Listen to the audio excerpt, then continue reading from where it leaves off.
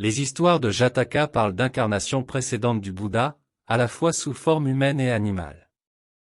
Écoutons une histoire à partir de cela. Le nom de l'histoire est The Monkey Brothers.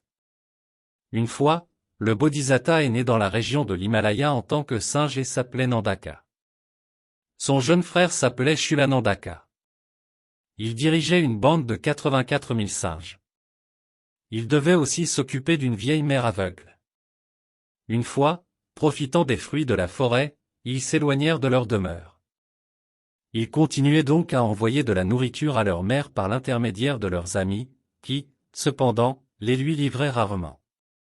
Tourmentée par la faim, la mère est pratiquement morte de faim et est devenue émaciée et maladive. Au retour, les deux singes ont été choqués de voir leur mère si malade.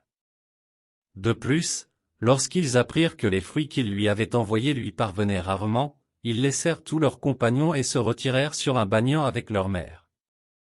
Un jour, un méchant brahmane, qui avait abandonné la célèbre école de Taxila et avait abandonné le professeur Parasariya le plus réputé de son temps pour se consacrer au métier de chasseur et de tueur, entra dans la forêt.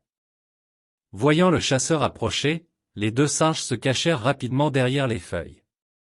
Mais la mère singe a été exposée.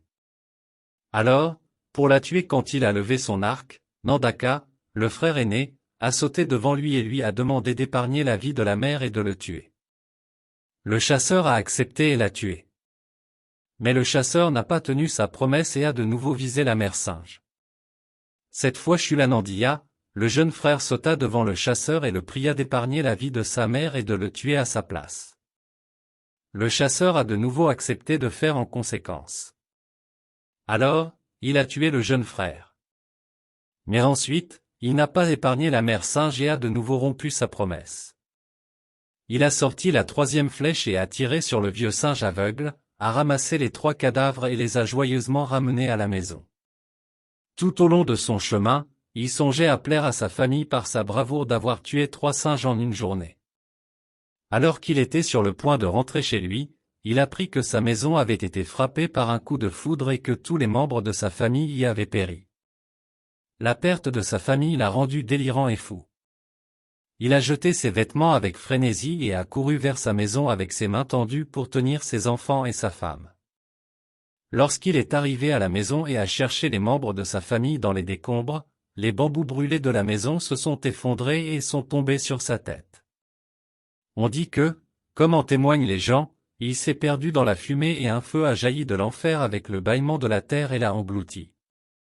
Les témoins oculaires, cependant, ont également entendu le mourant se rappeler les leçons de son bon vieux gourou Taxila lorsqu'il avait prononcé les paroles suivantes. Maintenant je me souviens des leçons de mon professeur. Et maintenant je comprends ce qu'il voulait dire. Quand il m'a appris à faire attention. Et ne rien faire pour se repentir. Nandiya est identifié avec Bodhisatta, Parasariya avec Sariputta, Mère Singe avec Gautami, Shulanandiya avec Ananda, et Devadatta avec le chasseur.